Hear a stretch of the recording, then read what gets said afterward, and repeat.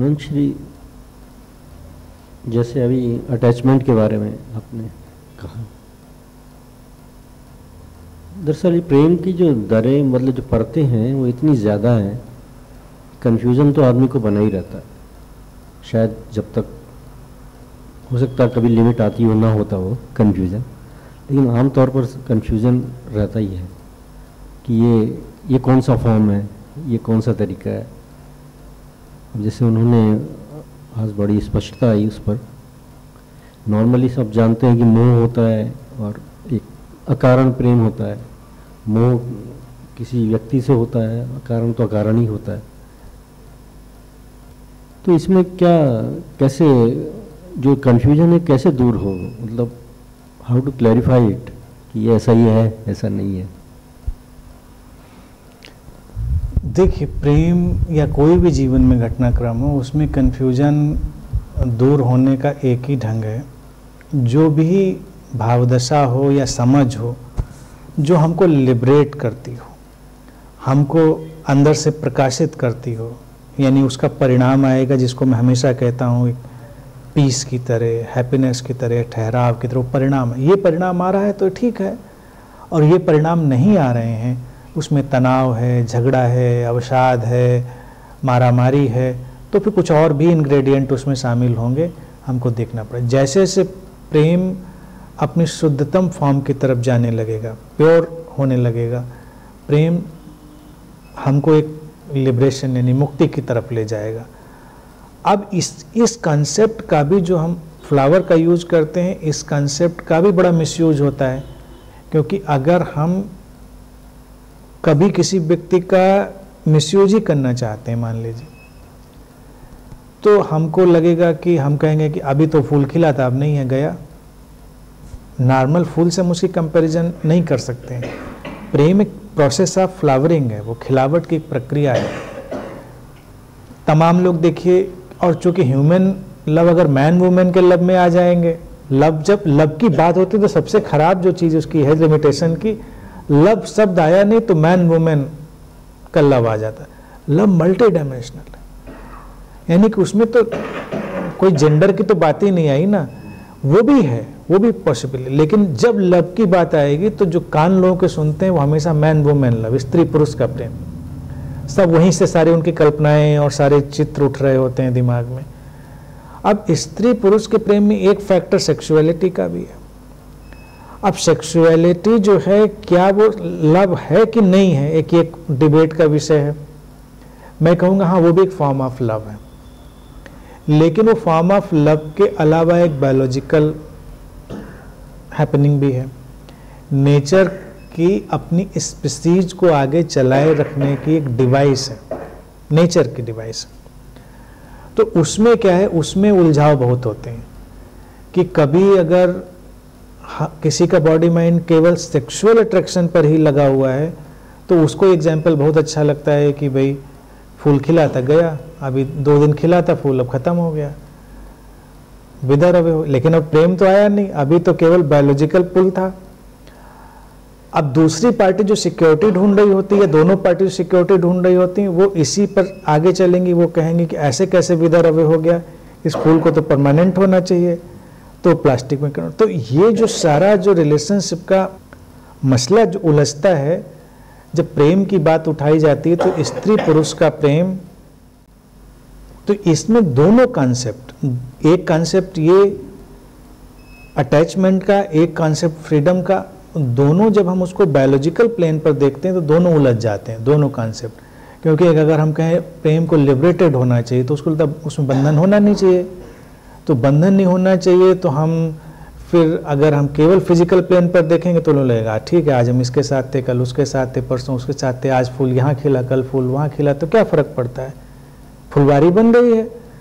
लेकिन फिर कोई फूल ज़्यादा परमानेंट वाला हमारे टकरा गया, वो वाले फूल तो विदा रवे होते ही होते हैं। लेकिन ह्यूमन में जो मेक है वो बड़ा अजीब व गरीब मेक है कि आपने तो सोचा था विदा रवे हो जाए, दूसरा नहीं विदा रवे हुआ, नहीं बिखरा, तब आप क्या करेंगे, तो झंझट खड़ी हो जाएगी। तो कई बार लगेगा ये आसक्ति है, पोजेशन है। तो वहाँ पर मेरा कहना होता अभी लव तो एंटर किया ही नहीं था, अभी जो लव की जो सारी चर्चा थी वो केवल चर्चा थी जबान पर, लेकिन लव तो देखिए जब आया, अगर मैन वुमेन में भी आया और ह्यूमन फॉर्म में भी आया, तो उसका पहला जो इंग्रेडिएंट होगा वो इंग्रेडिएंट ही यही होगा जिसको मैं हमेशा पहले हाईलाइट रूमी कर रहे थे, मीनिंगफुलनेस। जीवन में कोई अर्थपूर्णता आएगी, एक दूसरे के प्रति रेवरेंस आएगा, ये आता नहीं।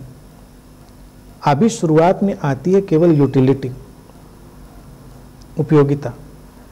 हम लोग विवाह करते हैं और विवाह में बात हमेशा होती है प्रेम की, लेकिन आप सर्वे करके देख लीजिए, विवाह केवल उपयोगिता के कारण ही किए जाते हैं, यूटिलिटी के कारण। पहले तो बहुत ही ज़्यादा यूटिलिटी होती थी, अब तो धीरे धीरे मुक्त हो रहे हैं लोग। पहले तो इवन यहाँ तक लड़कों की शादी कर दी जाती थी, घर में कोई काम करने के लिए नहीं है, अब कपड़े कौन धुलेगा तुम्हारे, खाना कौन बनाएगा, तो शादी कर दो इसकी। फिजिकल सेक्सुअल तो है ही है अभी, उसके अलावा जो मतलब घरेलू कामकाज होते थे वो भी उसमें इनबिल्ट होते थे, और फिर कहा जाता था कि ये दो आत्माओं का मिलन हो रहा है, अब इनके बीच में प्रेम होना चाहिए। प्रेम की तो अभी कोई गुंजाइश ही नहीं थी, अभी तो एक यूटिलिटी आइटम था। अब यूटिलिटी आइटम में कुछ हुआ तो हुआ, नहीं हुआ तो अभी प्रेम, प्रेम इसीलिए मैं कहता हूँ बहुत मिसयूज टर्म है। उसकी हैपनिंग होती, उसकी जब भी हैपनिंग होगी वो हैपनिंग हमारे अंदर एक मीनिंग को लेकर आएगी, अर्थ को, यानी कुछ और ज़्यादा है। जीवन उतना ही नहीं है, कुछ और ज़्यादा है। जैसे एक शब्द तब तक मुर्दा है जब तक उसमें कोई अर्थ ना फूटे, और जब शब्द में अर्थ फूटे तो शब्द भी उड़ान भरने लगते हैं। इसीलिए देखिए डिक्शनरी में तो सारे शब्द हैं, वर्ड्स एंड डिक्शनरी पूरी भरी पड़ी है। कोई भी इंसान बोलता है तो वो डिक्शनरी का यूज करता है, उससे आगे तो जाता नहीं।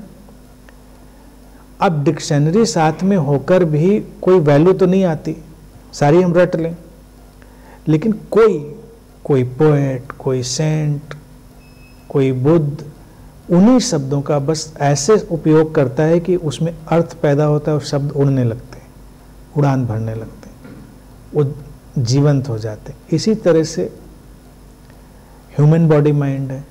ह्यूमन बॉडी माइंड अगर केवल उसी तरह से ऑब्जेक्टिफाइड रहेगा, ऑब्जेक्टिफाइड अगर रहेगा तो फिर वो केवल इंस्ट्रूमेंट की तरह है, उसमें उड़ान नहीं हो रही। इसीलिए ज़्यादा रूटीनी रिलेशनशिप में सब घिसट रहे होते हैं लोग, और जैसे ही उनकी ऐसी इक्वेशन बनती है कि उसमें कुछ और ज़्यादा पैदा हो जाए, बस वहाँ पर प्रेम आता है। और अटैचमेंट वगैरह बस केवल शुरुआती फिनोमेना है, वो ज़्यादा देर तक उसको प्रेम कहना नहीं चाहिए। वो केवल सर्वाइवल का एक मैकेनिज्म है और वो नेचर गिवन है, वो केवल अभी फिक्स डिक्शनरी है, इनकी काम की तो है डिक्शनरी, इनका अब पैदा हुए आप घर में तो एक दूसरे के साथ पैदा होना, कम्युनिटी में रहना, ये सब ये भी डिक्शनरी ही है हमारी, क्योंकि सब सर्वाइवल के लिए फंक्शन करेंगे, और जब एक दूसरे को पकड़ेंगे तो सर्वाइवल के लिए ही पकड़ेंगे। सर्वाइवल पूरा हो जाए तो एक दूसरे के सिर पर पैर रख के निकल जाएंगे। घर परिवार में यही हाल होता है। अभी मम्मी पापा से बहुत प्यार चल रहा है क्योंकि वो आप उनको सुविधाएं दे रहे हैं, कल को आप सुविधाएं कम देना शुरू कर देते हैं, वो आपको गालियां देना शुरू कर देते हैं, फिर वो जल्दी ही कोशिश करते हैं आपको कैसे ठिकाने पे लगाएं और ज़्यादा सुविधाएं ले लें। अजीबोगरीब प्रेम होते चले जाते हैं। जिन प्रेम की हम कल्पना करते हैं कि बड़ा अच्छा प्रेम होना चाहिए था यहाँ पर तो बड़ा, लेकिन क्योंकि अभी वो सिचुएशन नहीं आई होती है कि जो यूटिलिटी है वो कम या ज़्यादा हुई हो, कितनी हत्याएं, कितने बिखराव, तो वहाँ पर अगर हम प्रेम को ढूंढेंगे तो अभी प्रेम की तो कोई बात ही नहीं है। ये केवल डिक्शनरी थी, सर्वाइवल का सारा मैकेनिज्म था जो कि केवल प्योर बायोलॉजिकल था। बायोलॉजिकल से ऊपर जब आप चाहेंगे, मान लीजिए बच्चा ही पैदा हुआ हो घर में किसी के, तो आप पहले बच्चे को देखकर नेचर के गिफ्ट पर विस्मित जब होते हैं, बजाय कि ये नहीं कि ये हमने क्या करिश्मा कर डाला, लड़का पैदा कर डाला। कई घरों में तो बच्चे ऐसे ट्रॉफी की तरह से इस्तेमाल होते हैं,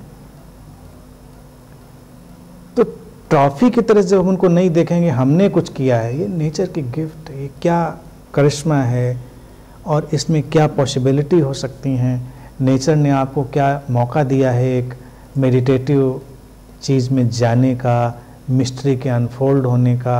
अब अगर वो लेट गो की, तथाता की जितनी भी बातें रूमी भी कह रहे हैं, एक बच्चे के साथ आप देखें तो सब कुछ आपको वहीं दिखने लग जाएगा। और जब उसके साथ आप एक मेडिटेटिव रिश्ता डेवलप कर लेंगे, ना कि अटैचमेंट का रिश्ता, तो वो फ्रीडम वाला बनेगा। तो एक दिन वो रिश्ता अलग फ्लावरिंग में भी ले जाएगा। लेकिन तो पैदा होते ही उसकी एफडी शुरू कर देते हैं। अब इसका क्या करेंगे, क्या बनाएंगे इसको, क्या निकालेंगे इसका, आगे काम आएगा कि नहीं आएगा। तो वो तो हमारे लिए फिक्स डिपॉजिट की तरह से पैदा होता है, जब नहीं काम आता है तो फिर उतनी परेशानी भी होती है।